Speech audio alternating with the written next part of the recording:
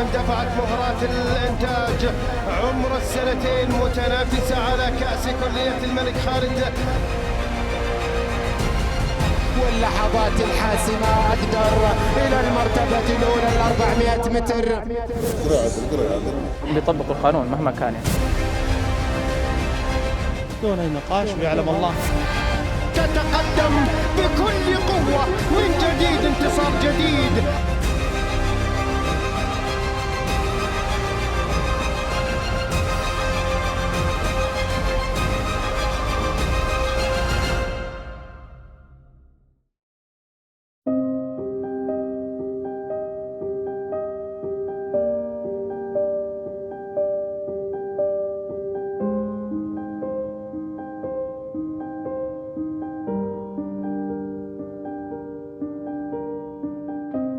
متى نقول إيه ومتى نقول لا؟ ما ندري لها الحين لأنها ما بعد. متى نرفض بسبب ومتى نرفض بدون سبب؟ أنا إلى الآن أنا ماني مقتنع بالمشكلة. تعرفون شيء؟ في أشياء نظن لو سكتنا وكتمنا وتغاضينا وتجاوزنا وحاولنا نحلها بأنفسنا بتنتهي. صحيح؟ بس في الحقيقة لا. أنا زي ما أثق فيك أنت لازم تثق فيه. الشك والغموض ياخذ منا وايد. إلا صح الله يرحمه صح. في حين بسؤال وجواب ممكن ينتهي وتنحل كل الأمور بإذن الله. الله يبشرك بالخير. ولو ترددنا ولو قلنا بعدين ولو خفنا من اللي ينتظرنا، خلي على فاله خلي على فاله. شلون بنتعامل؟ هذا النظام اللي حاطه. شلون بنواجه بعض؟ لا ما يقدر. شو يقدر؟ شلون بنعرف متى نقول لا ومتى نقول إيه؟ يعني هذا هو المقصود. أنا حرف. شلون بنعرف إذا الشك يقين؟ على من تحسبت أبو محمد. الرابعة الرباعية الأبيض. الحين خلينا من هذا كله. ما حد يقدر يكمل ولا حد يقدر يطوف أصلاً. الأزرق عاد البطل النهم قادم. النظام السابق اللي هو شنو؟ اللي هو المكتوب.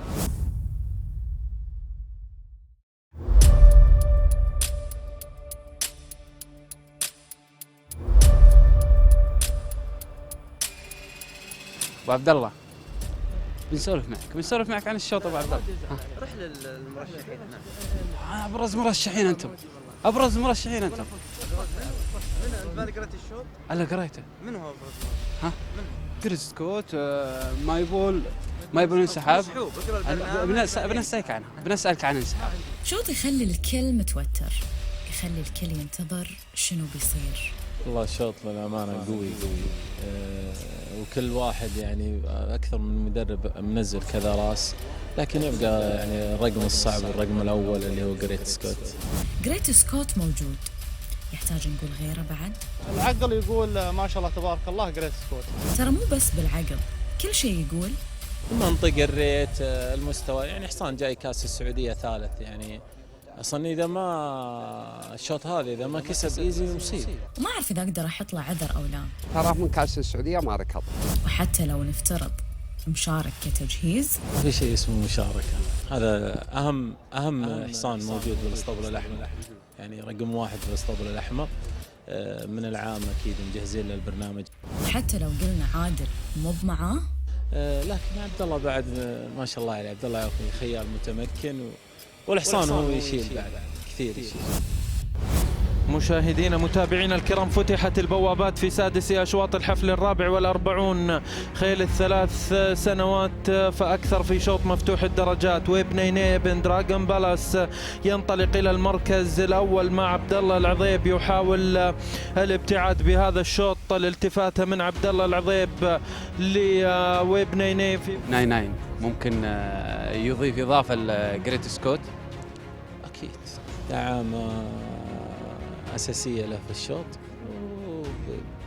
والله شوف بقول لك على شغلة، نتكلم في المنطق وفي العقلانية، ما يعني جريت سكوت الله يبارك فيه يوفقه، ما يوفق أهله وكذا.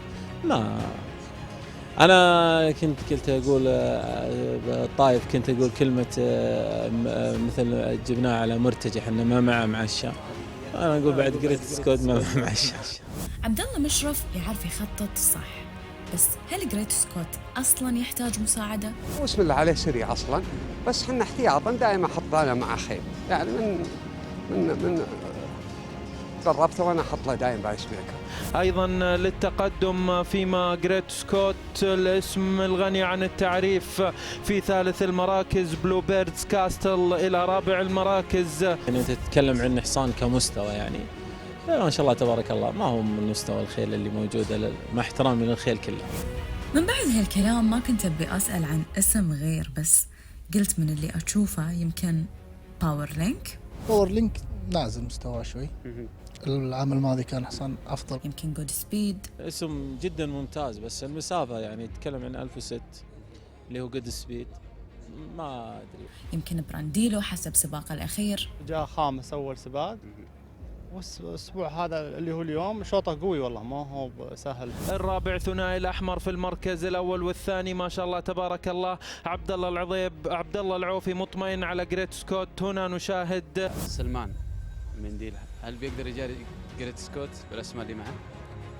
والله هو داخل بكتيبه، هو صدق عنده كتيبه، بس هل بيقدر؟ كل الناس اتوقع بتراقب جريت سكوت كيف اجي يعني بمستوى كويس واجي ثاني، بحيث اني ارفع ريت حصاني واعطي حصاني سباق محترم.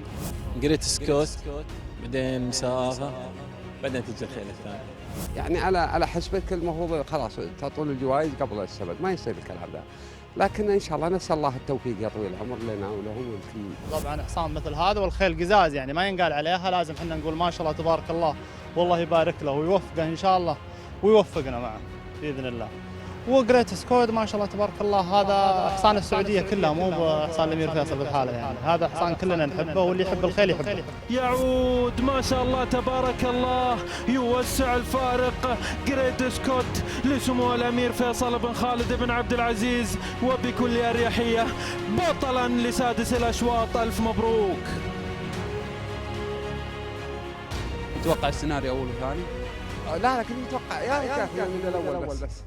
والحمد لله ما يحتاج جروب، الله يستر عليه قريب. تعادل عنه؟ لا والله عادل قال لي حصانك زين، ما سالته والله قال لي ما عليك ان شاء الله حصانك ما يحتاج ما يبي اي شيء. قلت الله يوفق ان شاء الله. قال لك ابو فيصل قبل الشوط؟ قال لي مره توكل على الله وطمنكم اول ثاني. اي الحمد لله. اي والله عبد الله العضيب؟ اي عبد الله والله ما قصر، كان خادمني وخدمني وجاء ثاني ما شاء الله عليه. انا كنت متوقع ماي بول ثاني بس سحب ما ادري ليش صراحه. وبنيناي ماني متوقع يجي ثاني، بس قد يكون التركيز كان على جريت سكوت فما قدر المنافسين ما قدروا يلحقونه، فاختلفت المراكز الثانيه. اختلفت المراكز بس كان مفترض نشوف باور لينك مركزه افضل. ليه مفترض؟ ليه؟ من الخيل المرشحه في الشوط. بس كل اغلب الخيل اللي معاه ريته نفس باور لينك واعلى، وباور لينك حصان كويس والمفترض انه يقدم سباق افضل اليوم، بس انا طمعت بالاول. انا جاي الشوط هذا ابي امكسه، ما فكرت لا بخامس ولا برابع. لو مفكر اني اوزن كان وزن، بس انا تفكيري كله بالاول. من وين بيكون الاول؟ بس لو مايبول شارك بيقدر؟ هو مرشح الاول قريد من ميدان السعودي ما شاء الله عليه، حصان الله يستر عليه. على قولة احد المرشحين قريد قال ما معه معشة. اي بسم الله عليه، اي والله ما معه معشة الله يستر عليه. الوجهة القادمة ترتيب على كاس الملك فيصل. باذن الله يمكن يركض مركض. هو بيعلمنا يا اخوي سلمان، انا دايم على هوا الخير، ما امشي على هوا وش التواريخ، وش اخذ منها السبب، وش بينفعه ما هو بنافعه، ونسال الله التوفيق. يوسع الفارق جريت سكوت لسمو الأمير فيصل بن خالد بن عبد العزيز، وبكل أريحية بطلا لسادس الأشواط. ألف مبروك.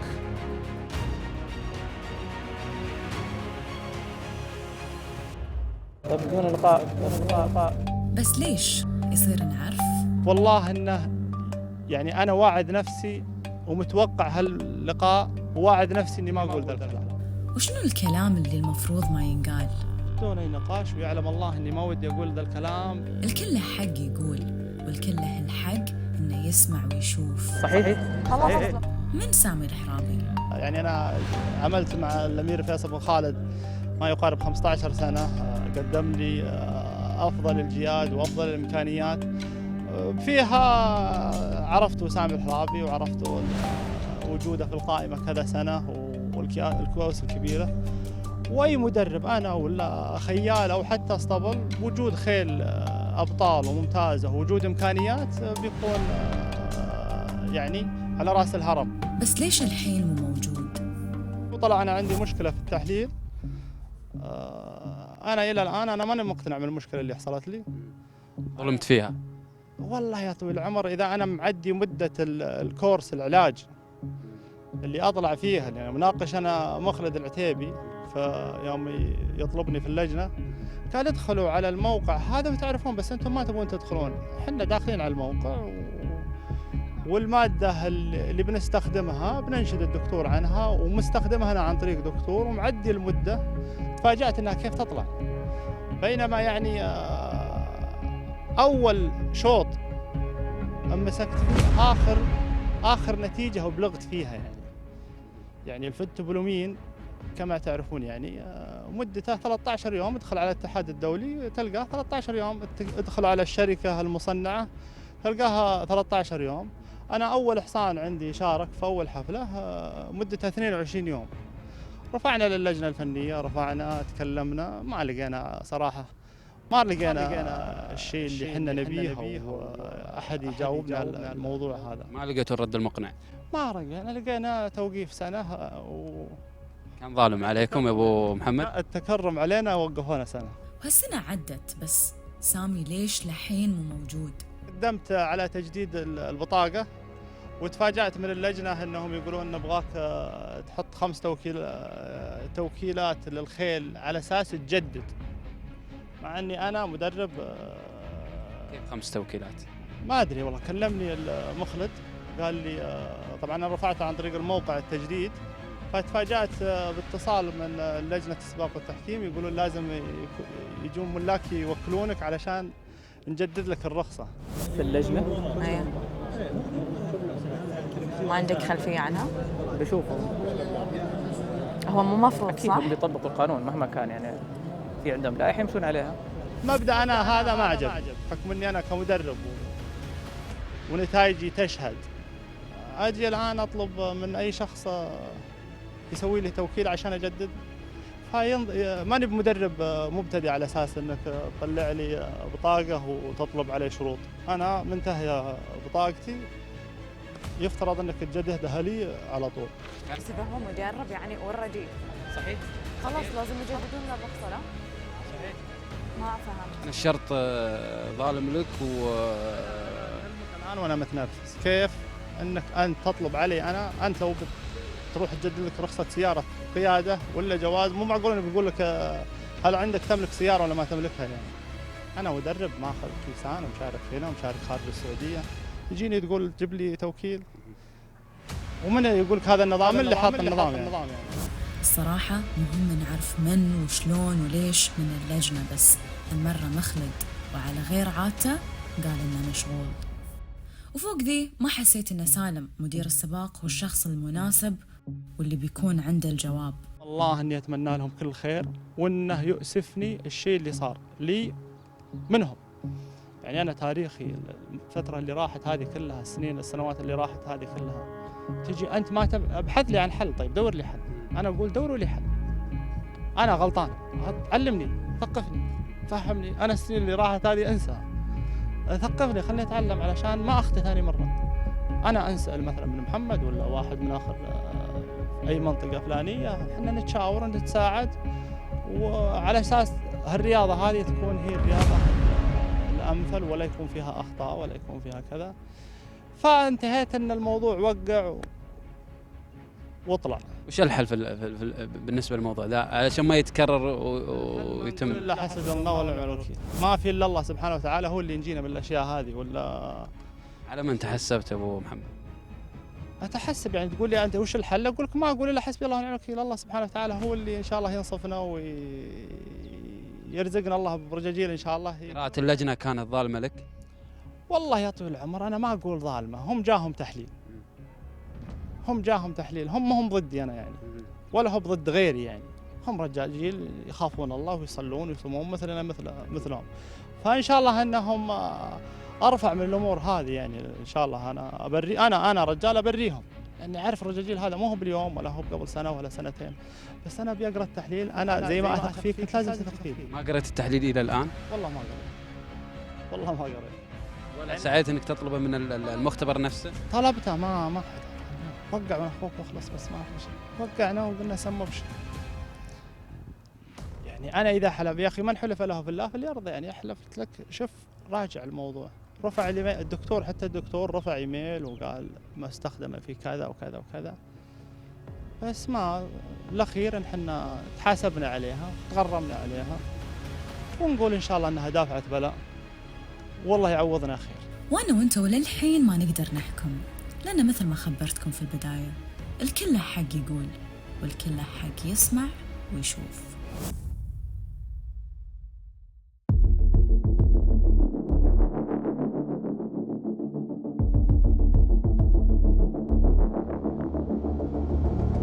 إذا بتفوز لازم تتغلب على النخبة ما اجتمعت اليوم. نخبة النخبة. وإذا بتأدي لابد يكون عندك بخطة عظيمة. وإذا طموحك تغلب كأس المؤسسة نقول اليوم المفروض تغلب كأس كلية الملك خالد، لأنك في شوط نار سريع وفيه أفراس شفناهم بالطايف، لكن اليوم مو نفس الوضع هناك. إيه طبعا ما هو نفس الوضع، كلامكم صحيح ولا هو نفس الوضع. عندك 2 ملاك عندهم خيل جديدة ما شاركت في الطايف، اللي شاركت واحدة منها اللي فرس الأمير سعود. حسنات. وانت اليوم ما شاء الله الحظ ماشي وياك. الحمد لله. صح؟ الحمد لله. بس ما أدري من راكب حسنات. يو حسنات؟ You with حسنات? Do you think she's good in this distance? I hope so. So you still don't know. I see what's going on, you know. أنت شنو تحس أحمد؟ في إيش؟ يعني حسنات مستوى نعرفه، بس تعتقد أن هاي المسافة مناسبة؟ هي مناسبة لها، هي مناسبة بس إنه ما ركبتها. بالضبط، ان احنا ما شفناها تركض قدام عيوننا في مسافه ال 1600، ما شفنا الا ال 1200 وكانت ممتازه. وهي ان شاء الله بالبعيد زينه ان شاء الله. متاكد؟ ان شاء الله ان شاء الله تكون زينه. بس الغياب حق الثنتين، يعني غياب طويل بين حسنات وسيوف العز. احنا ما نحب نركب الخيل كثير. انت شايفه ما نحب نركبها عشان ننتعبها يعني. بس مو بيأثر في شوط مهم تبيه اليوم؟ عندي انا لا. في كاس؟ انا عندي لا. ماجد مهل، واحده شاركت في الطايف وواحده شاركت هنا اللي هي أميرة تلفونيا. آخر مركاض على نفس المسافة عند طارق الشعبي، بعدين انتقلت الصفقة ماجد مهل وانت اللي تدربها. لا انه حملا تقول انه كانها هي راس الشوط، على كلامك أنت. أنا أقول هي رأس الشوط هي وحسنات. شنو اللي بيفرق اليوم مع أميرة كاليفورنيا؟ انتقالها من اسطبل لاسطبل ياخذ عليها وقت. هي لها أسبوعين عندك. لابد أنها ياخذ عليها وقت وياخذ أنها تعرف وضع اسطبلها، خاصة الأمهار الصغيرة. صح. تتكلم على مهرة عمر 2 يعني وضعها حساس جدا من ناحية العلايق، من ناحية طريقة المعاملة، من ناحية تغير السايس. صح. فأنت الآن احنا طبعا ماخذينها طبعا أن نشارك بالشوط هذا، أن نجرب فرصنا، مأمنين فيها خير إن شاء الله. أنا مين مخيبة الظن، بس يظل أنه نظرت الشوط ما زي كلمتك قبل شوية تقول أنه وقول احنا من روس الشوط. هي من روس الشوط صحيح، لكن ما نقلل بالخيل الثاني. أكيد ما نقلل. خيل أبطال وخيل بالعكس يعني متقارب ترى. متقاربة، بس على الشوط اللي شفته حتى لو انه ميدن، على عدد الأطوال، على الفارق اللي شفته، بقول أميرة كاليفورنيا اليوم طيب تفرق عنهم شوي، إلا إذا حسنات جاهزة، إلا إذا سيوف العز جاهزة. وحنا بين 4 ما ندري من ناحي، لكن نرجو ان الله يفجلنا فيهم. انت بين 4 وانت بين خطة سباق قد تكون مو مكشوفة حتى الآن، لأن حسنات خلنا نقول ان هي مثلا بتكون خلف المقدمة، صح ولا لا؟ تغير شعبتها حسنات اليوم، وتروح تمشي ورا الميزان مع الأول. نعم، وتليفون أميرة كاليفورنيا مع الأول. شوف هي على حسب وضع الشوط. إذا الشوط مثلا كان بالشوط البطيء، مع إني ما أتوقع إنه يكون شوط بطيء، أكيد إنها راح تمشي قدام. يعني الفرس أول تجربة مع راموس، أول تجربة مع مدرب جديد، راح نخليها يعني أشوف إنه تمشي الممشى الطبيعي. أول ما تطلع من سترت لا هي اللي مفرطة ولا هي اللي راح نضرها يعني بالمسك وكذا. يعني على رؤوس الخير يعني ثالث رابع إن شاء الله إن شاء الله، وأنا أتوقع أنها تقدر تماسك زي كذا بإذن الله. لو كان الشوط سريع هل بتروح قدام ولا بتنتظر؟ على ما قال شوف هي كلها على ظروف الشوط. أنا قلت لك أكيد عندك بلانين. كل شوف أنا أخوك كل حصان وسبق انه شارك، كل المدربين والملاك راح يفهمون طريقة السيناريو حقت ركضه. انت الان من نفسك قلت لي ان الفرس تمشي قدام، ممكن انها تمشي يعني بالميزان، وهذا صحيح. يعني انا ما افضل انها تمشي قدام، بس هذه شعبتها. لكن الفرس تمشي بالميزان، راح تقدر انها تمسك بالميزان. لكن اذا كانت مع خيل المبتدئة او كذا انجبرت انها تمشي قدام، لان هذه منهم. اليوم مع خيل نقول بنفس مستواها. همساتي وين؟ همساتي تمشي خلف 4، وعندكم فرس نصيبة أميرة المدينة بعد، هذه ما تنسى بعد. أميرة المدينة إيه؟ نعم. أميرة المدينة المسافة يعني صالحها لأنها تحب الدخول. ما بتتأخر عليها اليوم. من بتطالع في الشوط؟ كلهم ما شاء الله. كلهم أفراس زينة وأميرة المدينة زينة، وجت أحس بيتها للفوسيت. هذه خيل عند ناس يفهمون وعند ناس مدربين، وخيلهم تجي فت، لا يمكن تجي في الشوط اللهي خيل على المستوى وتقدم سباقات مستوى تمام، وهذه ممتازة. وتليفون أميرة التليفون جات بسباق راية. هل اليوم بيخلونها الناس على كيف؟ لا ما ندري، يمكن تروح على كيف تختم السبق. ما بيخلونها على كيف. هذا ما ندري. هذا وهي شيء صعبة صراحة. ها؟ صعبة، هي صعبة، يعني صعب تنهزم يمكن. ما ندري لها الحين لأنها ما بعد احتكت بالأبطال. أنت تخمن شنو؟ تخميناتك حق الشوط شنو؟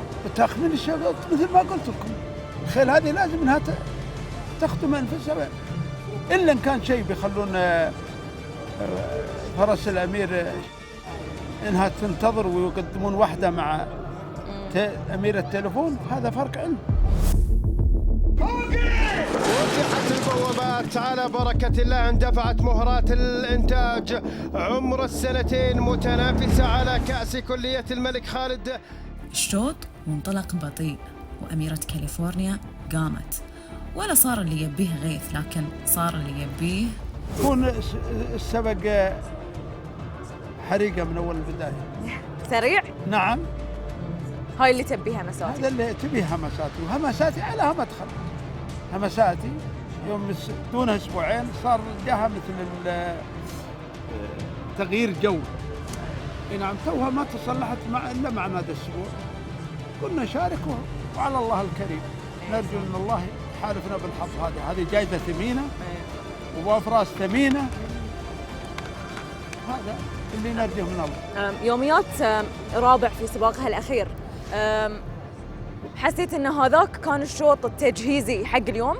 كان الشوط هذاك حصل لها بعض الظروف في السبق، ممكنكم شفتوه، وصدمت وتأخرت، فلا نقول ما جاء منها الحمد لله. قلباتها شلون؟ تمارينها شلون؟ ممتازة، بس الأسبوع اللي قبل الأسبوع هذا كان معها نوع تغيير جو، مثل الزكام، كحة ما كحة، لكن الحمد لله الأسبوع هذا تمام. أميرة كاليفورنيا تبدأ الانطلاقة السريعة. الأميرة فيما غضبة تتابع في المركز الثاني ابنة النجم الثاقب بالشعار الأبيض، وأيضا المتابعة من الواشلة في المركز الثالث بقيادة العالمي أوليفي بيلي المركز الثالث، فيما أميرة كاليفورنيا تتقدم بكل قوة تقود هذا الشوط، وأيضا المتابعة قادمة من سيوف العز في المركز الثالث. هي اصلا اللي بتسرع الشوط، هي اللي بتسرع، هي ليش بتروح راس مشان بدهم يلحقوها. صار اللي كسبان قدامهم ما بدهم يستنوا، بدهم يروحوا وراه. انت بتخلي حسنات ورا اميرة كاليفورنيا صح؟ شو رايك انت؟ ايه صح؟ احس كذي. وتحسون ان حسنات اليوم بيكون من صالحها ان أميرة كاليفورنيا. مين كان خيار السابق؟ اللي كسب عليها أليكس أليكس اليوم مع حسنات. اي نعم، وعارف طبعا يعني عارف فراسك الحين بعد، راكب الفرس المرشحة اللي تنافسك وعارف فراسك، ونقول إن شاء الله نرامس فيه الخير والبركة بإذن الله. إن شاء الله. يعني بيعرف الحين بيشوف أليكس متى تمشي أميرة، بيدري إنها بتوقف ما بتوقف. يا أخي أنا عندي إحساس على أميرة كاليفورنيا. شوف أليكس خيال محترف صح، وراح يمشي ممشى مكسب فرسه، واكيد دائما محترف بيشوف الافراس اللي حوله. راح يشوف اميره بتمشي بتوصل ما بتوصل، وراح يمشي بممشى مكسبه هو. يعني ما اتوقع انه ما راح يطالع الا اميره، يدري ان في خيل برا ابطال. ما تدري على الخيل دي راكضه وبانت للناس، ما احتكت مع بعض. الخيل هذا ما احتكت، الابطال كلها هذه بعضها احتك مع بعض، في بعضها احتك اللي خيل الطائف، اما خيل الرياض لا ما احتكت. والاحتكاك ما يولد غير الانفجار، وتابعوا صار من حسنات تتقدم، واحد من الأسماء المرشحة، واحدة من أبرز الأسماء. حسنات صفقة المصيف الكبيرة تتقدم بقوة، تارك أميرة كاليفورنيا من خلفها بشعار الأمير سعود بن سلمان بن عبد العزيز. حسنات ابنة آيستان تتقدم بكل قوة، من جديد انتصار جديد بكأس كلية الملك خالد العسكرية. وصج حسنات مع سعود بن سلمان غير، ومع أحمد عبد الواحد غير، وبالرياض غير، وتكلمت عن نفسها إنها الصج بتهدد بكاس المؤسس، صح ولا؟ لكن أحمد شلون عرفت أن حسنات تقدر فعلاً تكون ممتازة في مسافة 1600؟ الخيال اللي ركبوها إيه؟ قالوا لي أحمد ودها بعيد أحسن، وتبي أبعد من 1200. اوكي. وأميرة كاليفورنيا صدق هي طلعت قدام وهي تبي تسوي شوط سريع. مشى بدري، مشاها قدام، ولكن اول سباق عندنا، ونقول ان شاء الله انها يعني الجايه زين ان شاء الله. اكيد. شوف الخيل لابد كل ما طولت مع المدرب كل ما طولت باسطبلها وكذا تتحسن الافضل. اليوم وش الملاحظه اللي شفتها على اميره كاليفورنيا اول مركبه عندك؟ انها ما تطلع قدام؟ اشوف في خيل تهدى مع السباقات، هذه فرس يعني ما اخذت السباقات الكافيه، لكن انا اتوقع انه لو تجي الاشواط الاقوى والاقوى راح تماسك الفرس وما راح تطلع قدام. أميرة كاليفورنيا on the race. Yep. Yeah. Were you afraid that she might do a very fast race that you might not manage to kick off with the Hassanat? Well, I was thinking she will run away, but she wait a lot of time, you know. Yeah. She should be run away. Maybe she can be better. But So you don't think that she did a very fast race, right? yeah, I was thinking that. But the race no was too fast. It was medium. Yeah, it was medium. اليوم طلعت حسنات قدام. شعبتها كانت؟ هي الشعبة البطلة، الله يستر عليها. اليوم الشعبة هي اللي فازت بالشوط. ما اتفق معها مسافه او خيال. هو الناس كانوا متخوفين من المسافة بس، لكن الله يبارك له، الله يبارك له إن شاء الله. فرس من عيار الثقيل ويستاهلون. كان سريع الشوط. اي وهذا اللي استفادت منه الشوط، هذا اللي خلى الفرس يستفيد. عسى الله يبارك له. دخول ما شاء الله، مع انه متوقع كانها تقوم راس وتروح. مش على الشعبتين دخول والانتظار. اي اليوم اخلفوا شعبتها وما خابت. وعلى طار الشعبة اللي مفروض نشوفها على شعبتها ومسافة الشوط تخدمها، أميرة المدينة وينها؟ نحن ريحناها، حطيناها في القطن ريحناها بعد ما سابقت في الطائف، ما قصرت ما شاء الله. لا شغل ولا شيء. ايه ريحناها، راح عاودناها من اول وجديد. بس تجي شوط كاس زي كذا ممكن اكيد انها جاهزه. الوقت بس ضغطنا، لكن اللي محسب للوقت صح واللي ما خلى حق أي أحد. فرصة حق أي شيء أو تدارك أي موقف ثاني. لا طبعا. لا ما يبي. شو خطير أحمد اليوم، كم فوز؟ هذا ماني خطير. خطير. والله خطير. البقية حسنات ابنة أيستان تتقدم بكل قوة من جديد، انتصار جديد.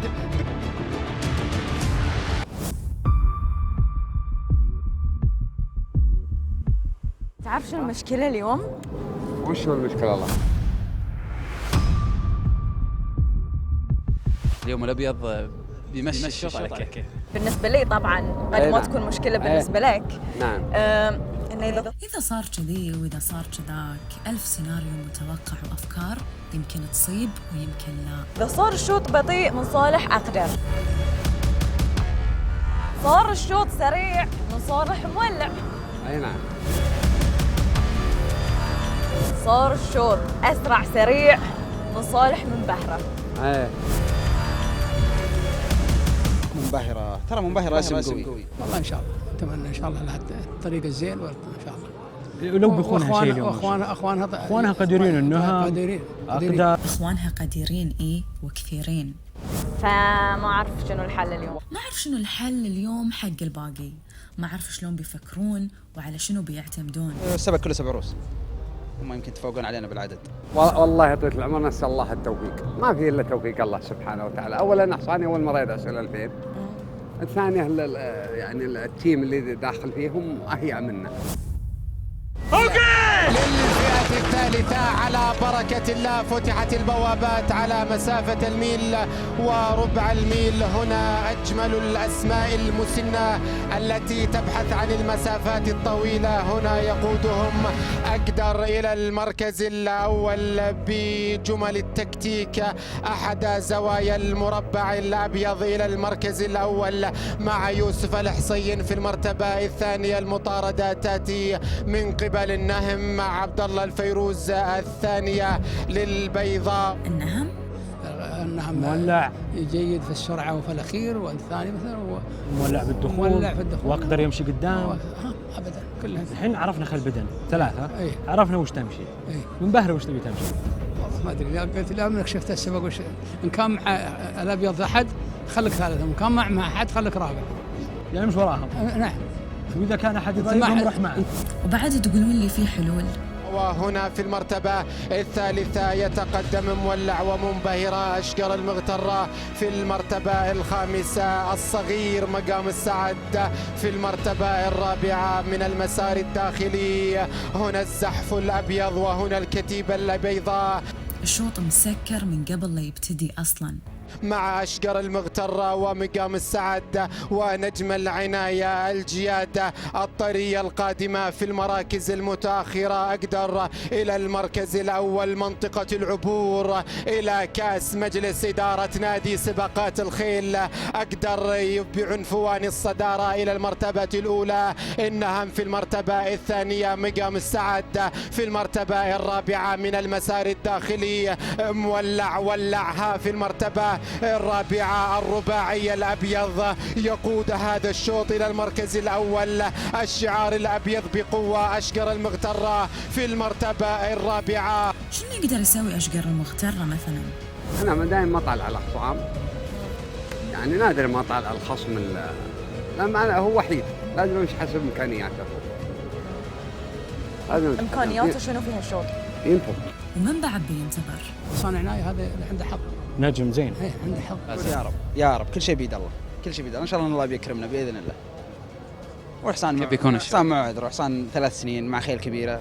الحصان زين، نجم العناية بعد منبهرة كله خيل زينه. الشوط هذا ما جاء الا خيل من 80 وفوق ريت هذا، يعني خيل زينه واختبار لهم. الحظ واخذ حكاظين شوي كنا متنازل، ما ادري هذا يمكن يعدلها المدرب فيما بعد. اليوم أكيد مو أكيد ولا في شيء أكيد مع غير الأبيض الحين. هنا الزحف وهنا اللحظات المهمة واللحظات الحاسمة. أقدر إلى المرتبة الأولى 400 متر الفاصلة والأخيرة. أقدر يتقدم مقام السعد من المسار الخارجي يبحث عن مسار. بس والله مقام السعد يحاول. هذا حصاني على شعبته اللي هو يبغاها، الممشى اللي مرتاح فيه. اليوم يمكن مقام السعد مو مرتاح وايد بين هالخيل، خصوصا ان عادل حتى قبل الشوط ما كان عارف شلون بيمشيه.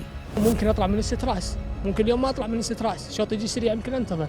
فانا ماني بغصب الحصان. ما في شيء غصب، والاداء اللي بنشوفه مو غصب، بس الفوز اللي بنشوفه الحين غصب يصير. النهم في المرتبة الثانية من المسار الخارجي. أشقر المغترة قادم. هنا نسخة الوفاء. النهم والله عاد الأزرق، عاد البطل. النهم قادم. تبغيها عطر، تبغيها سحر، تبغيها شعر إلى خط النهاية.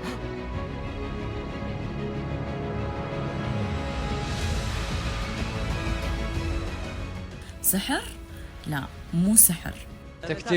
كان تكتيك مدروس من الأبيض ومن بدن تحديدا. تعرفون في هالشوط بالذات كان ودي أتناقش مع بدن، اختار الخيل الصح في الشوط الصح مع المنافسين الصح. النهم رجعنا نشوفه ما شاء الله النهم السنتين و3 سنوات. النهم إن شاء الله إنه زين، والحمد لله اليوم طمنا. ركض قبل أسبوعين مركض تحضيري كان مرتب له بدن، والحمد لله كان يعني ترتيبه مجهز لهالكاس هذا، وعسى الله يوفق. طمنا اليوم ونسأل الله التوفيق بالسباقات الجاية. اليوم صح ان اغلبية الشوط كان الابيض له 4 عروس يكيف الشوط على اللي يبيه، بس النهم ما شاء الله نشوف طريقة ركضه نقول حصان عالي. حصان كان عبد الله الفيروز وشوف اليمين واليسار متى يمشي الحمد لله ما شاء الله الحمد لله. لا اليوم طمنا النهم واخوانه، لا اقدر لا مولع ادوا لا نعم. اول ثاني ثالث الحمد ما شاء الله. لله. لكن النهم طريقة ركضه اليوم بنلف وبنرجع على النهم لأن اللي سواه ما شاء الله.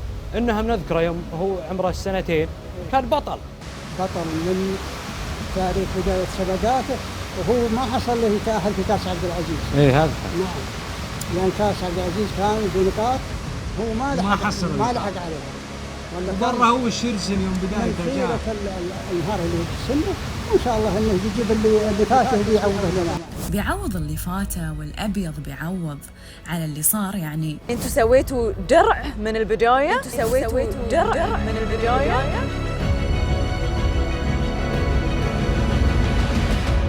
عشان ما حد يقدر يكمل ولا حد يقدر يطوف اصلا.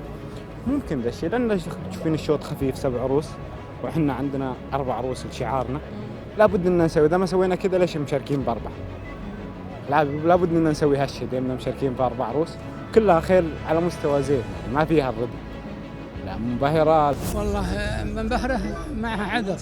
وش هذه حصن كركات ومسافة عز الله. ايه مسافة، احنا حطيناها على اساس ان الشبك بيجي قوي فيها، صار بس الغلط انه ما سحبناها. قلنا عاد يعني ورقة بتفيد الابيض. هذا ان جت ولا؟ اي نعم. كل خيل بدن وكل خيل ابيض، حتى فرس ابو بندر المنبهرة كلهم الحمد لله لهم شانس انهم يكسبون اليوم. الحمد لله أدوا أداء طيب. ريجي تظهر إن شاء الله نتائجها في المستقبل بإذن الله. وش الهدف؟ أكيد عند أبو بندر. نسأل أبو بندر. ما عندك؟ أكيد علمك ما دام لا والله ما قال لي، والله ما قال لي. قل له. بيجي الوقت وبنعرف شنو الهدف، ولا يغركم بس فوز النهم. لكن كل خيلنا زينه، يقدر يكسب، النهم يقدر يكسب، منبهرة تقدر تكسب، وكسب النهم. أربعتهم كانوا يقدرون يكسبون بعد، لأنه ما كان في أحد ثاني في الشوط ترى اليوم يقدر يكسب. صح. يعني أشقر المغترة هل كان يقدر يكسب مثلا؟ ممكن في المسافة لا. بالضبط. مقام السعد هل كان يقدر يكسب مثلا؟ ما قصر. صغير عمره 3 سنين. يا ويلي. وأقريت في الشوط. ايه. ما قصر، كثر خيره. مع خيل أعماره 6-7 سنين. ممكن في حال إنه إذا تلخبط الشوط أو انحاس الشوط ممكن إنه يقدر هو يجي. لأن حصان يجي من ورا، وأي حصان يجي من ورا تخاف منه. مقام السعد يعني مكانه خامس. مع في عماره يعتبر سبوق. سبوق. في عماره 3 سنين وينه؟ ما في. وماجد يقصد نجم العناية. بس أنا مو فاهمة ليش محمد الخليفي معصب على الشوط. ممكن حصانه زين. Yeah, because the horse he like to be outside. It's a big horse. But I told him it's very short. The race going to be slow, and maybe I want to be a trap inside, and that happen. ما أعرف أنتوا قيسوا إذا كان يقدر يطلع برا أو لا. الخلاصة إن في شيء واحد مهم ولازم نقوله. لكن أنا بيهنيك على السياسة الجديدة للاسطبل. والله كمشرف إداري. إيه. شوف خلني أنا بقول في خيل تنزل وترقع، في مدرب ينزل ويرقع، كلهم ونعم، كلهم على عيني وراسي، لكن في مدرب ينزل ويرقع، اللي ينزل ما له مكان بالأمير. لا بالعكس، شوف المدربين كلهم مجتهدين. أكيد. كل مدرب، لكن أحيانا الواحد ما يتوفق مثلا بحصان معين أو شيء. بالنسبة للسياسة الأبيض هذه سياسة مرسومة من سمو سيدي أمير متعب بن عبد الله، الحمد لله. يعني أي نتيجة تشوفونها إن شاء الله طيبة، هاي تراها من يعني توجيهات سمو سيدي. الحمد لله الحمد لله، رجل خبير فروسي له نظرة ما غير بس إنه يوجه توجيهات، ونسأل الله التوفيق. تبغيها سحر، تبغيها شعر إلى خط النهاية.